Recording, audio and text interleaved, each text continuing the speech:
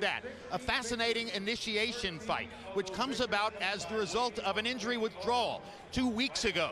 Unbeaten Russian Khabib Allakhverdiev came down with a bad elbow. He was supposed to fight hard-punching Breidis Prescott of Colombia. Terence Crawford, who was scheduled to be in another fight on the undercard, moves up for the biggest test in his developing career. Some people think Prescott is too experienced. Some people think Crawford is just too good. We'll get the answer in a moment.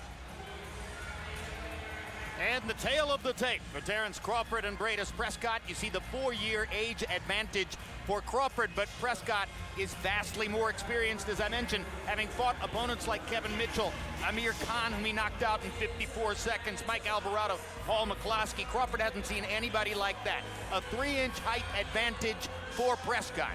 An arm length advantage of 1.5 inches measured from the armpit to the end of the fist for Crawford.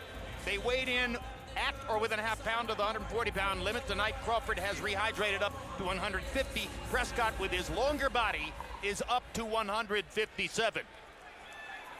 Now let's go to Michael Buffer in the ring for the official introductions. Ladies and gentlemen, good evening and welcome to the Mandalay Bay Resort Casino here in Las Vegas, Nevada, USA, where tonight, Top Rank Incorporated is proud to present a special night of HBO boxing after dark. It's blood, guts, and glory at 140 pounds. Sponsored by Tecate Cerveza con Carácter. These bouts are sanctioned by the Nevada State Athletic Commission. First fight, presented in association with Warriors Boxing. At ringside, the 3 judges scoring will be Burt Clements, Don Trella, and Glenn Trowbridge. And inside the ring, in charge of the action at the bell, referee Vic Drakulich. And now, this is a special featured attraction, 10 rounds of boxing in the light welterweight division. Introducing first, fighting out of the blue corner, wearing white with multicolors, official weight 140 pounds. As a professional, his record stands at 26 victories, including 20 knockouts with 4 defeats. From Barranquilla, Colombia, here is Breidis El Vallenato Prescott. And his opponent, fighting out of the red corner, wearing blue with black, official weight 139 1/2 pounds. His professional record is a perfect one. 19 fights, 19 victories, including 15 knockouts. From Omaha, Nebraska, Terence Crawford.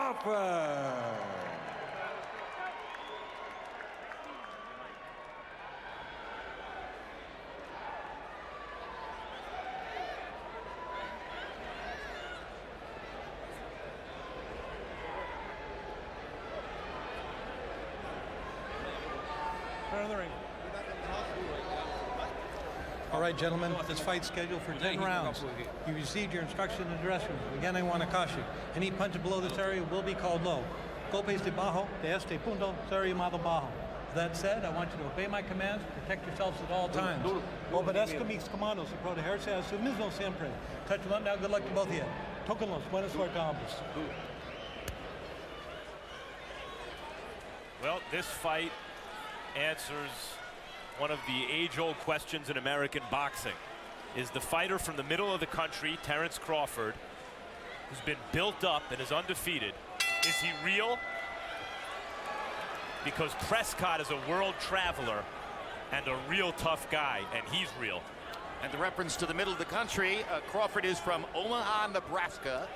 That area of the country is not noted for having produced great prize fighters over the years. Instead, for having produced built or ready-made opponents for guys who are on the way up and looking for lighter opposition. But Crawford is regarded as special.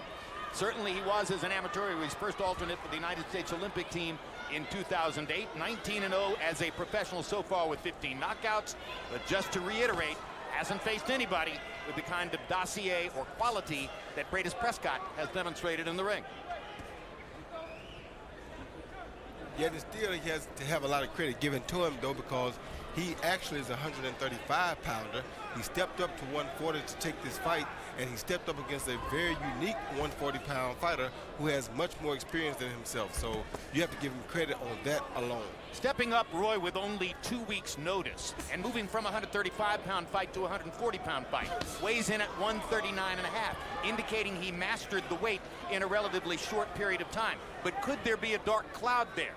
Could be a dark cloud there, but he didn't master the weight at a short period of time. It shows you that he is a full, legitimate 135-pounder, because even if he had weighed in at 135, he still probably would have come to the ring at about 150. As you see, Prescott, who weighed in at 40, who's a normal 40-pounder, came in at 157. Yeah, so that's where the extra weight probably came from. But his experience as an amateur is really doing him well in this first round, Crawford, and I think that that experience may lead him to a good situation tonight. Mike Alvarado fans will remember Prescott for his all-out war with Alvarado on the undercard of a big pay-per-view here in Vegas more than a year ago. Prescott threw a dangerous right hand, and Crawford's got there first. Crawford definitely will be in the fight early because he's a good, sharp, young amateur fighter, well, a fighter who was a good amateur fighter. So to be a good amateur fighter, you had to be really good early, and he's very good early. Now, to see how can he sustain it is what will yet to be answered tonight. The style scouting book going in anticipates that Crawford is a pure boxer puncher with counter-punching skills. Breidis Prescott, more of a power puncher, though also a boxer puncher, loves his long jab, with which he bedeviled Alvarado early in the fight, but maybe not with the same counter-punching instincts that Crawford has. No, he's not the counter-puncher Crawford is, and he's not as sharp of a counter-puncher as Crawford is. Crawford is very polished, coming from that great amateur background. So the question here tonight would be, how long can Crawford carry this, and how long can he keep Prescott off of him?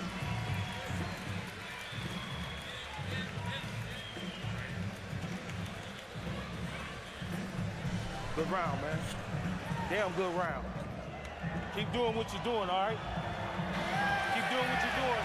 And keep pumping that jab. You gotta pump that jab upstairs and downstairs, all right? You see? Vaya, la vaya. Estamos bien, estamos bien. Estamos bien, estamos bien, estamos bien. Respira duro. Mantén el jab duro ahí. Buen trabajo, ¿oíste? Este está tirando para la derecha, caminando para la derecha para meterte el polón, ¿oíste? Vivo como es. Cuidado con el jab, están dando el jab, el colón por encima del jab, ¿oíste? Por eso píntalo y doble jab. Está bien.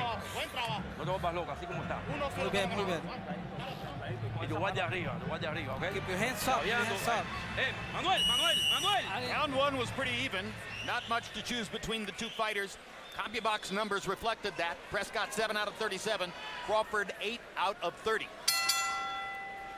Breidis Prescott commanded the first 6 or 7 rounds against Mike Alvarado, had him cut over the left eye and cut on the right lip. But Alvarado, with blood flowing, steamed to a brilliant comeback and ultimately scored the TKO in the late rounds, putting Prescott down. Setting up the first Rios fight. To generalize about the middle of the country with Crawford. Crawford, as you mentioned, did have a distinguished amateur career.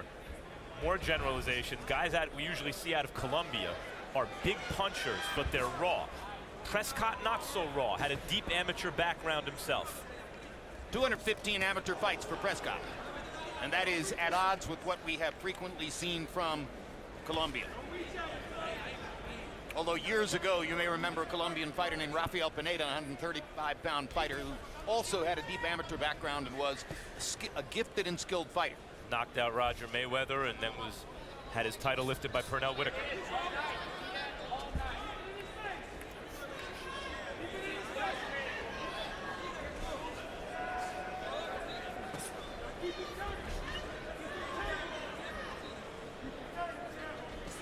The one thing that Crawford is doing really smart here is he's giving Prescott a lot of lateral movement. He's going left and right, not allowing Prescott to set up and throw that bomb, because he knows that, like you said, Max, most Colombian fighters are really good punchers. So he's not allowing Prescott to have a chance to set up and throw that one bomb at him. Likes to drop the right hand behind his long jab. Also very good with the left hook, which is the punch with which he knocked Amir Khan down twice in 54 seconds when he fought Khan.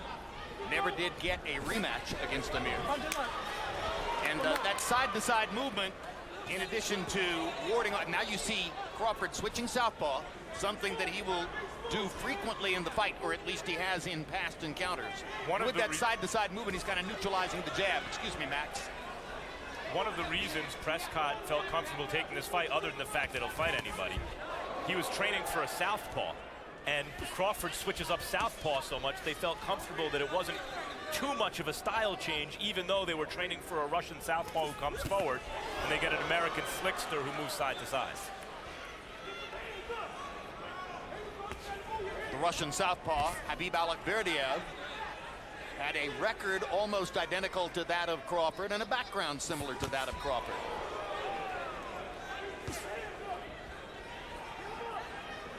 Crawford looking very impressive here at his southpaw stance.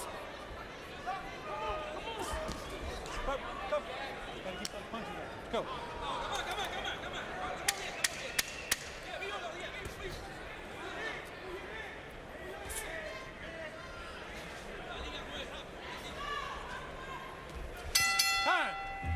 Well, certainly no case of nerves for Crawford in his first big show. Very relaxed in there. Immediately following our show tonight, it's Road to Donaire Rigondeaux, taking a look at both men as they prepare for their matchup on April 13 at Radio City Music Hall. 2 weeks later from Argentina, hometown hero Sergio Martinez defends his middleweight world crown against undefeated Englishman Martin Murray. Also that night, a heavyweight battle in California between Chris Arreola and big punching Bermain Stiverne. This morning, their press conference announcing the fight was held here at the Mandalay Bay.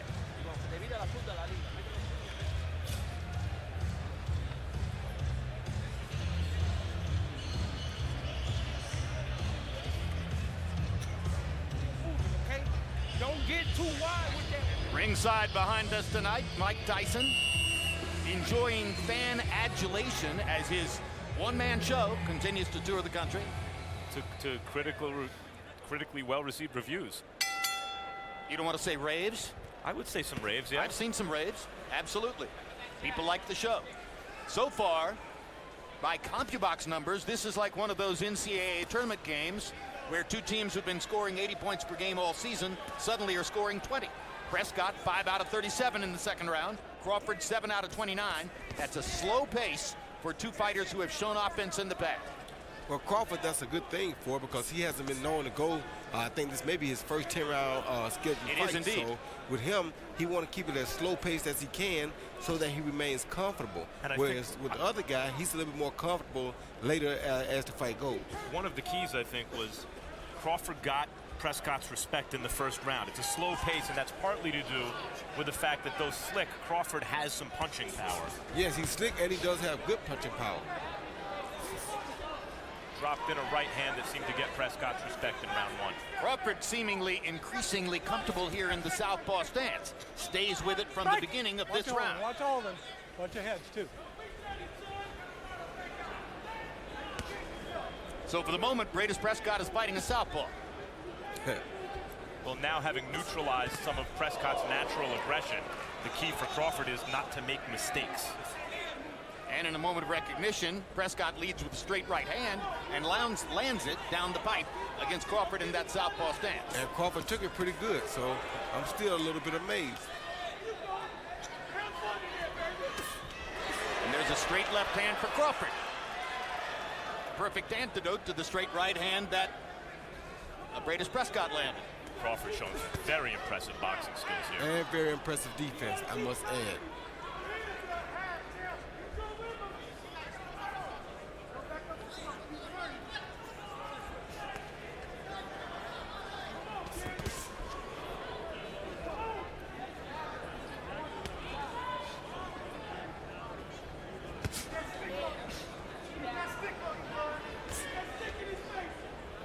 Roy, why do you think he's so comfortable fighting exclusively as a southpaw here rather than switching up and fighting right-handed? Well, because he was such a good amateur fighter, and he obviously has so much experience at doing a southpaw. So guys like him, he probably is a lot like Marvin Hagler. It becomes second nature to him because he did it so much as a kid. It's like anything else. Anything you learn early, you're much better at it when you get older. So he's much better at fighting as southpaw, probably are much more comfortable than most Colombians are fighting the hand that they really are, because he has so much more experience at it. I like him against Prescott as a right-hander better, because Prescott has a big right hand, and this gives him. I was wondering why he's doing this here. This gives him an opportunity to land that big right hand better than had he been in a right-handed stance. But maybe he in his corner knows best. If it ain't broke, don't fix it. Next week on HBO 2, April 6th, a special day of boxing from Macau will feature the debut of two-time Chinese Olympic gold medalist Zhao Ximing. You gotta keep turning it. Can't let his feet get set. All right. Keep that front foot moving. So that back foot, swing. Yeah, swing that one. He's outside, left side. 1, 2, 3, then to body. Action, give me some action. Fight for yourself. And here's why I don't like him as a left-hander, because see that straight right hand? That's the shot that would cause problems for a southpaw fighter against an orthodox fighter. And with Prescott, I think his right hand may be his best weapon, so that's why I don't really care for Crawford being in the southpaw stance. But if it's working for him in his corner and he's comfortable with it, why not? Happy Box numbers through round 3. Connect percentages are very low. Prescott 16 out of 110, Crawford 18 out of 108. They only landed 7 punches between them in the 3rd round. Harold, how do you have it scored so far? Look at Jim. I've got it 2-1. 29-28, Terence Crawford. Jim, I thought Breidis Prescott threw some nice shots in round 1, but in rounds 2 and 3, he didn't do a darn thing. I mean, he's a guy that he's a big puncher, and he's not getting off. Look, Crawford's got him in the middle of the ring, and Prescott's looking at him. And Crawford's popping him with jabs, and Prescott's looking at him. I mean, he's got to stop looking and then let go of his hands. 2-1, Terence Crawford. I'll take your word for it, Harold, but I think it's a shutout so far. You are scoring here.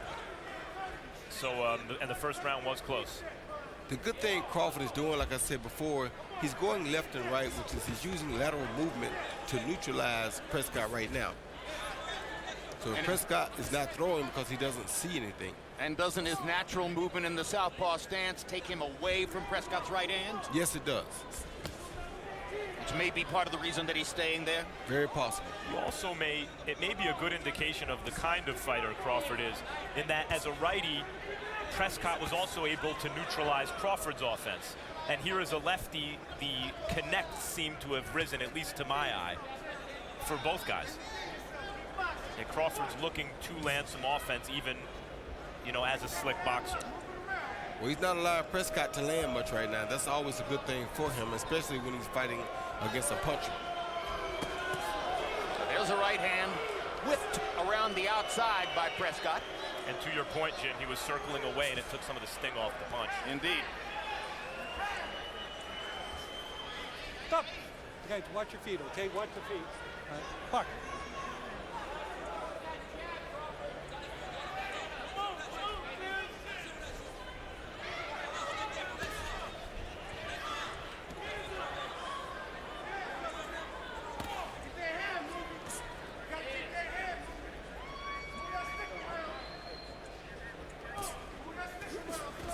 Crawford here attempting to pull off a difficult, dangerous style at the highest level, or at a very high level, which is, you don't see a lot of clinches. There you saw one. He's staying more or less in punching range against a puncher and trying to outbox him on a dime. Difficult to pull off, but highly effective if you can do it. Yeah, and so far, he's doing all right. He's doing a good job of it. I think his jab is enabling him to do such a good job at it, because that jab is keeping Brandon Prescott's hands at home. Right there. Beautiful jab.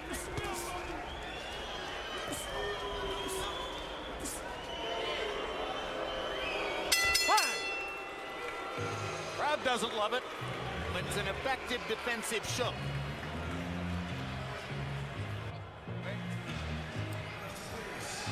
Boxing fan Juan Manuel Marquez seated at ringside with top-ranked boxing president Todd the Buff as they discuss the action in this fight. Three punches.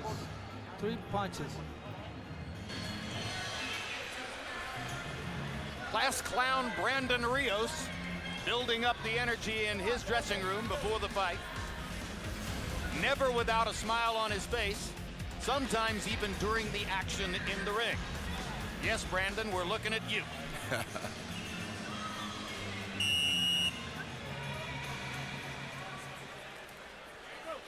CompuBox numbers on jabs through the 4th round. Prescott 12 out of 96, Crawford 15 of 107. It has been a jabbing contest. Prescott landed 6 of 29 jabs in the 4th round. Yeah, the Rios Alvarado crowd, maybe not the best to unveil this kind of style. Right, last thing they came to see. If it was a Mayweather or a Hopkins or a pure boxer in the main event, maybe they'd appreciate it a little bit more. But I don't find it, it's obviously not action-packed, but it's for the purists, but it's pretty to watch, I think. I think it's beautiful to watch. Crawford is doing some really good boxing, doing a good job of neutralizing a much bigger guy, probably a much more powerful guy, but you know, Crawford's showing you some excellent boxing skills.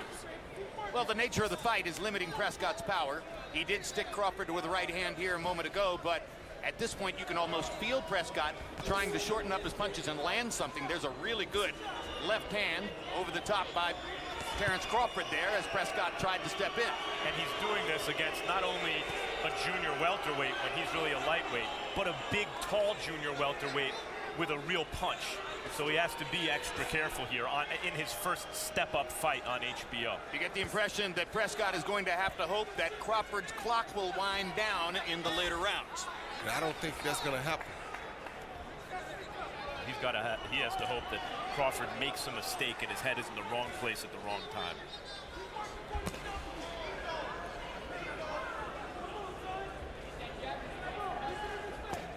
Prescott trying to get closer.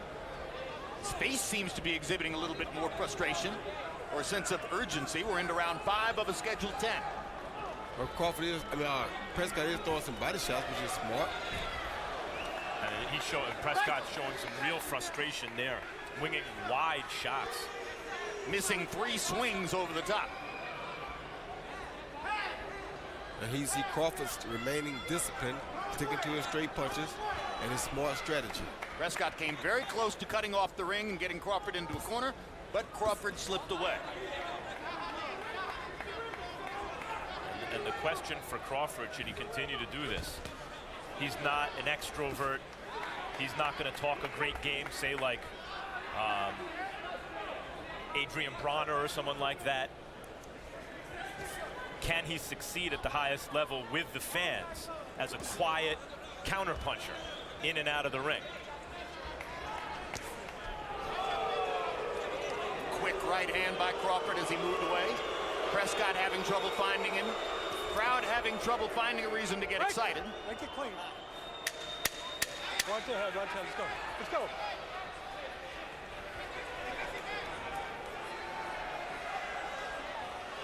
Prescott got some blood on his face from the cut.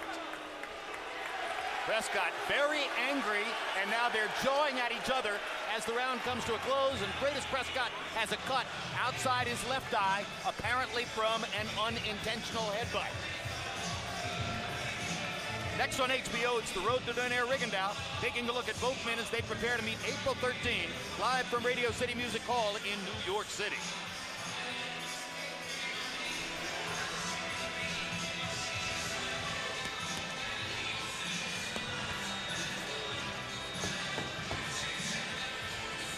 And we're live in Mike Alvarado's locker room, as Alvarado, with a considerably more serious intent at this moment, warms up with trainer Sean Billhouse.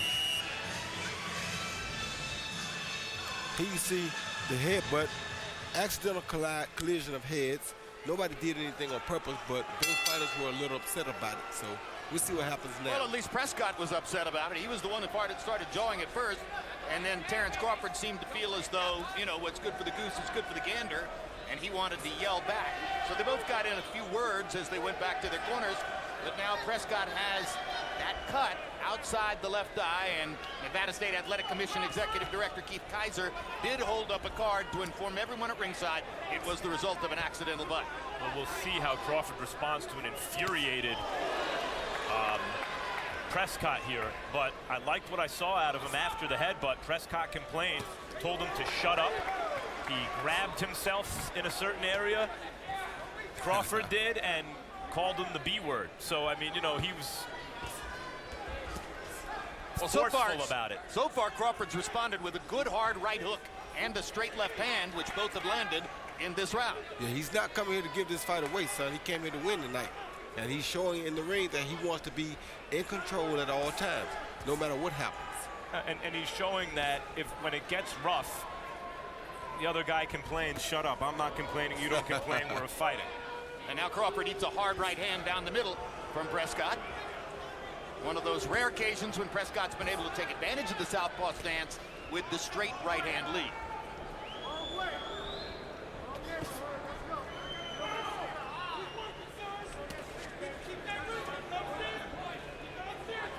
And Crawford is very impressive here as a southpaw to me.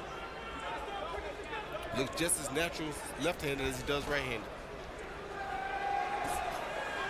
Gotta love that. Well, we've seen him almost exclusively as a southpaw. That's what I said. Oh, good shot. Good exchange. Great left hand shot by Crawford. This has been a brilliant counter-punching round for Crawford as he switches back into a conventional stance. He's waiting for Prescott to make a move, popping him with a counter shot, and then getting his feet moving before Breidis can fire back. Well, as it got rougher, Crawford got better. He stood his ground so far. He's still a very dangerous puncher, and used the aggression of the infuriated Prescott a good shot against him. Double body shot from Crawford. He's having a brilliant round after the accidental headbutt inflamed Breidis Prescott. And the left and right movement from Crawford is just not allowing Prescott to get off much tonight. Big difference in accuracy between the two fighters in this round.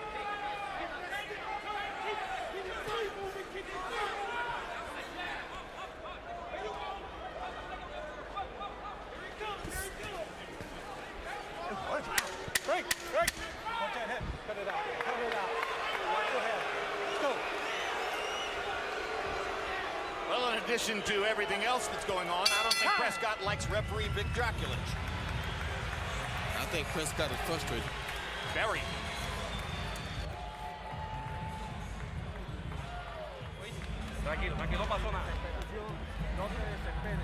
Don't get careless. You gotta throw punches. Don't let him come first. You be first. You gotta be first. There's nothing going. There's nothing going. We're winning. We're winning. Come on.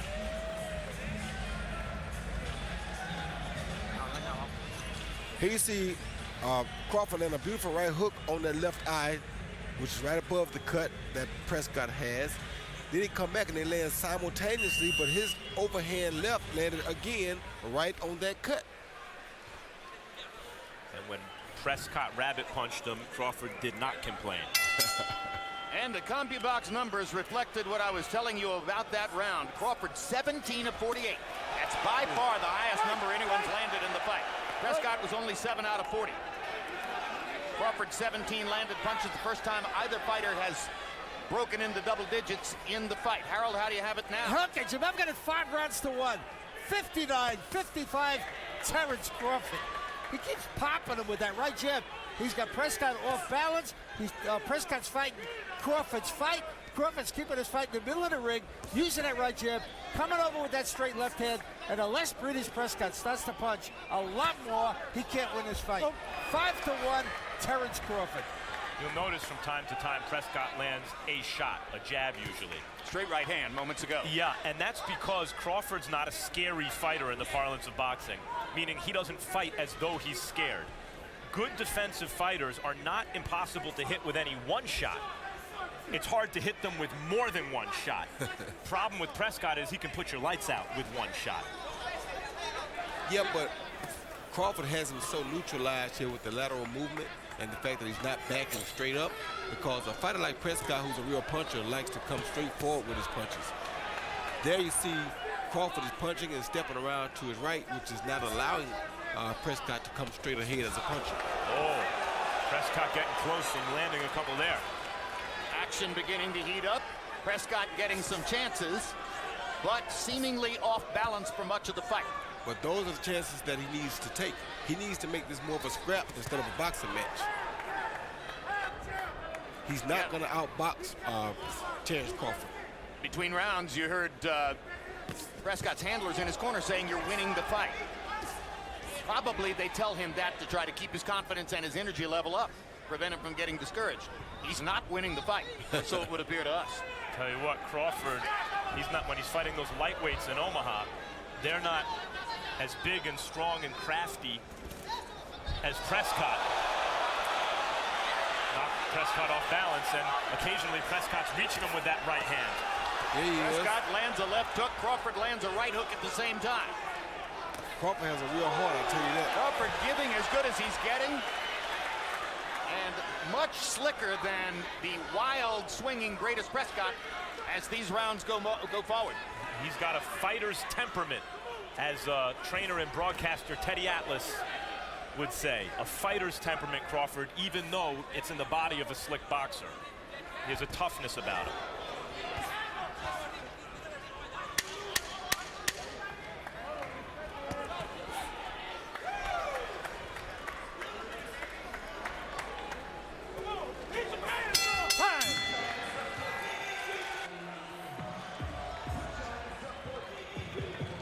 On a replay of Real Sports, Mike Tyson, touring the country in a one-man show, opens up about his rapid decline and his current renaissance.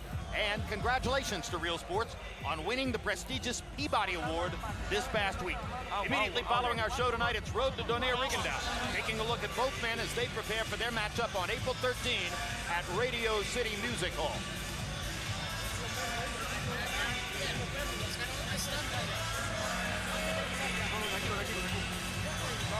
Don't get into no motherfucking glove match with this bitch. Timothy Bradley at ringside, basking in the glow of his dramatic win over Ruslan Provodnikov 2 weeks ago, which at least in the eyes of fans here in this hotel for the weekend seems to have changed Bradley's image and relationship to the boxing cult. Everyone won that night.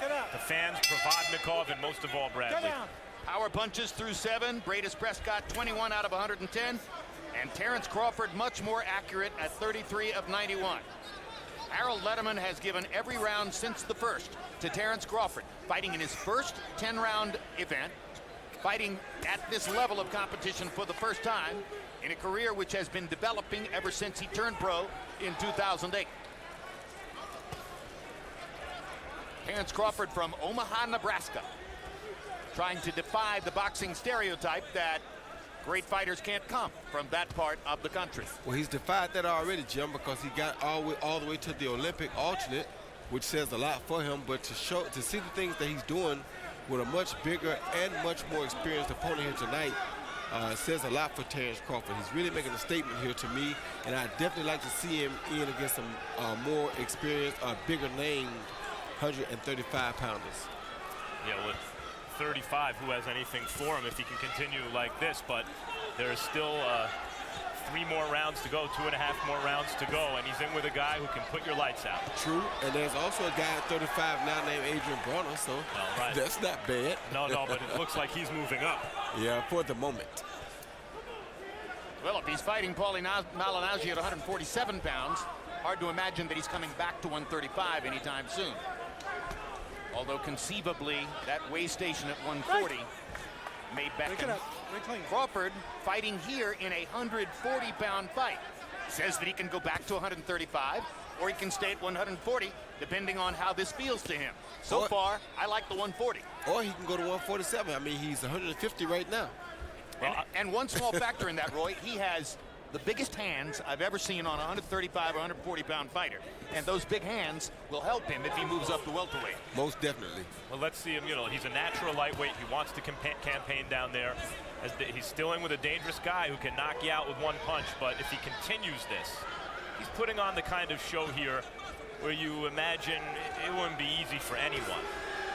He's getting a little more comfortable with his offense, a little bit more willing to trade with Prescott, and that makes it a little bit more dangerous as these late rounds progress. Most definitely, Jim, but as long as he uses that jab and stays away like he's doing, it's going to be very difficult for Prescott to catch him.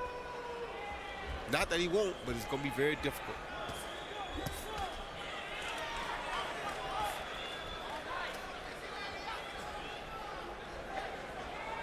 Prescott regards himself as a hard luck fighter. Knocked out Amir Khan in 54 seconds, never could get the rematch as Khan came on to greater prominence and bigger money. Went to Belfast, Ireland to fight Paul McCloskey and got the predictable unanimous decision loss, although most ringside observers felt he had won the fight, and so on and so forth.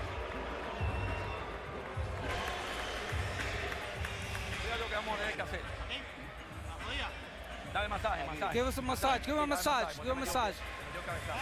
You got hit with the head. Okay, this is what you have to do. You have to throw your punches. You gotta be close, close to him. Give water. Give him some water. Give him some water.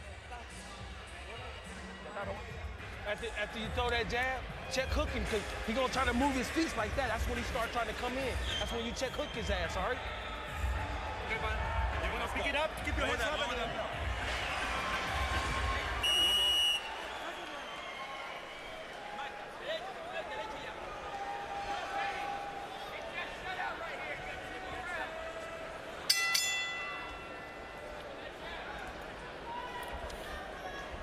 Boundary box averages through 8 rounds. Crawford 10 out of 40 per round. Prescott 5 out of 38 per round. Division average is 18 out of 60 per round. So it is a very defensive battle. Breidis Prescott is not a defensive fighter. He's an offensive fighter. This is not the kind of fight he wanted.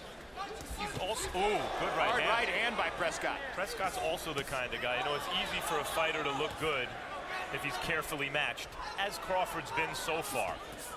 And we see lots of examples on a world-class level of guys moved carefully. No one wants to fight Breidis Prescott. You fight him if you have to. And it's a big opportunity for Crawford, and so he's fighting him, but it makes what he's doing here doubly impressive. But to pick up on the narrative of the hard luck story of Breidis Prescott's career, takes a lead over Mike Alvarado, seems to be in control of that fight, then ultimately wilts down the stretch, gets knocked out by the super courageous Alvarado, lost to Kevin Mitchell in a high-level bout against a really good fighter, and now here, he probably feels as though he might have had a better chance in retrospect against Khabib Allakhverdiev, who's a little bit stronger than Crawford, but not as quick, and the quickness has bothered Prescott. Prescott, meanwhile, just bloodied Crawford's nose with a right hand. And I think that cut over that left eye of Prescott is starting to give him a little trouble, because I see him hitting at it every now and then, like he's trying to clear it up or clear the blood from his eye.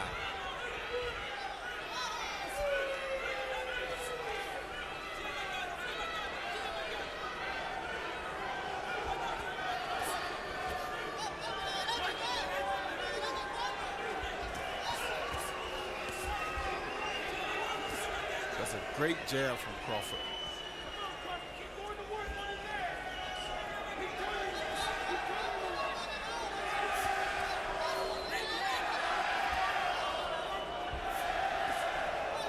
You see the fans booing a little here. It reminds me of a...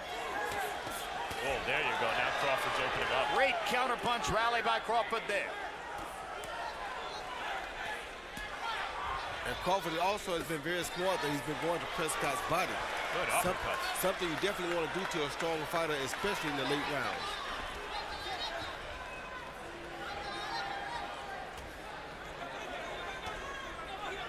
If you watch MMA, sometimes they'll be rolling around on the ground, it looks like, to a casual observer, and there's not enough action, but they're actually doing a lot of subtle things, jockeying for position, so they can open up big things. And that's what Crawford did this round.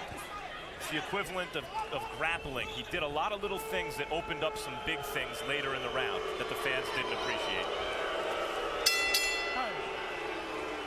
Next on HBO, it's the road to Donaire Rigondeaux, taking a look at both men as they prepare to meet April 13, live from Radio City Music Hall in New York City.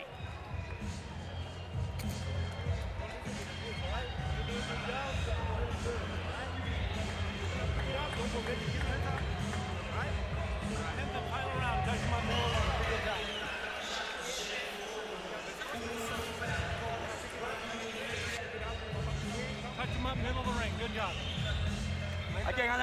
We got to win this round. We got to give everything. You got to look for a knockout. There go your hands. Okay?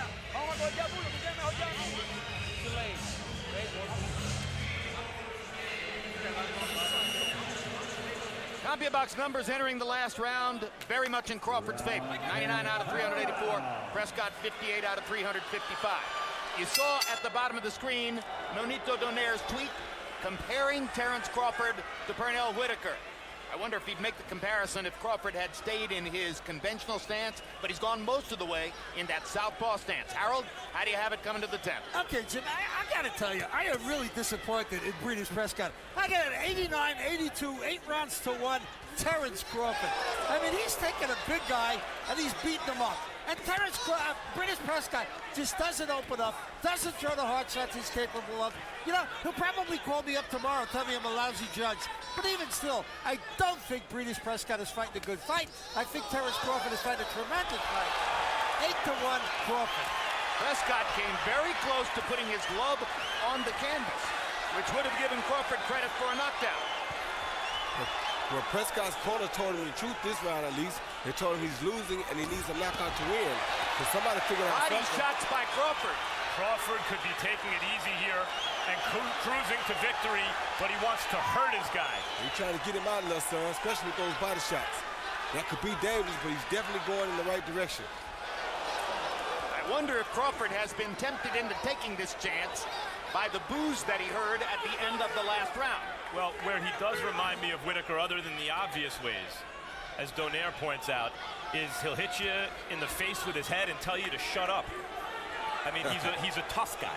Yep, that's right. A quiet, tough guy, although he is talking in there. But what a show for Terence Crawford. He's combined movement, fluidity, tremendous awareness, the ability to fight from two different stances, great counter-punching skill to thoroughly dominate Breidis Prescott, at least from our perspective. Definitely throwing a new name into that 140, 147-pound mix. 135-pound mix. Well, there's no names there anyway since which comes gone, since Adrian Broner is gone. How would you like to see Broner and Crawford one day? I'd love to see it. Not one day, right after this fight with... Later tonight? Yeah, Thursday, yeah. Wednesday. That's right. Well, he's still got 40 seconds with a dangerous puncher. Stranger things have happened. Yeah, it has. Crawford with a big grin on his face, showboating just a little now.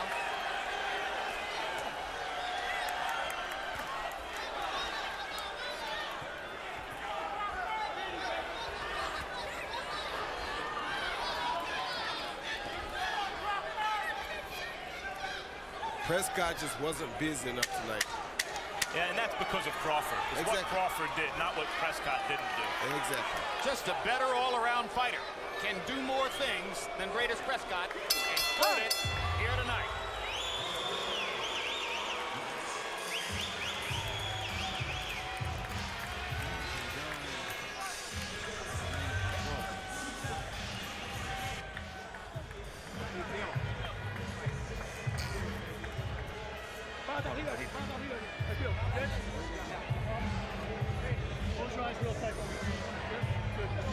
Well, there's the final Harold Letterman card on the fight. First round for Prescott, and then 9 rounds for Terence Crawford. And Harold, lead us through the 3 official judges who will score the fight. Absolutely, Jim.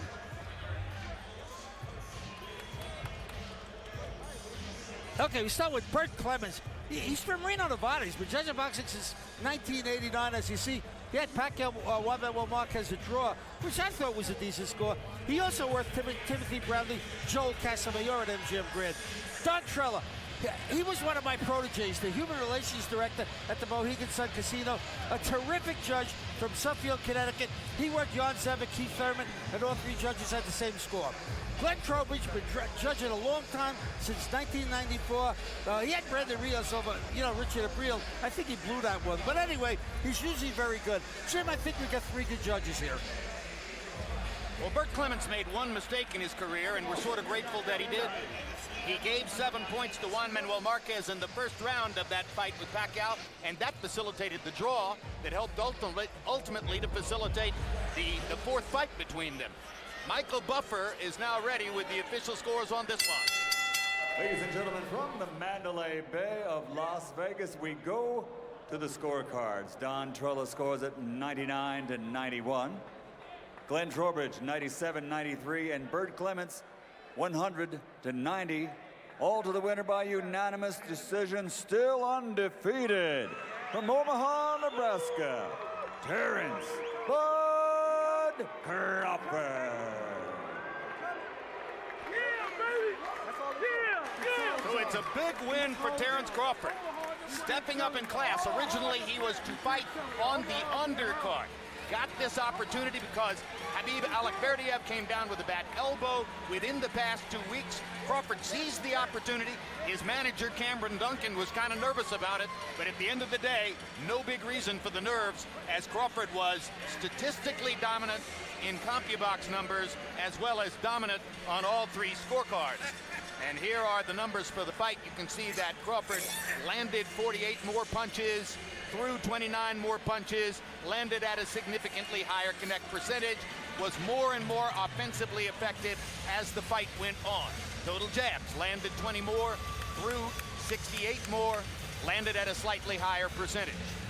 I'll tell you what, Jim, with Bronner moving up, Crawford still without a significant win at lightweight is the class of the lightweight division right now. Which is a relatively weak division.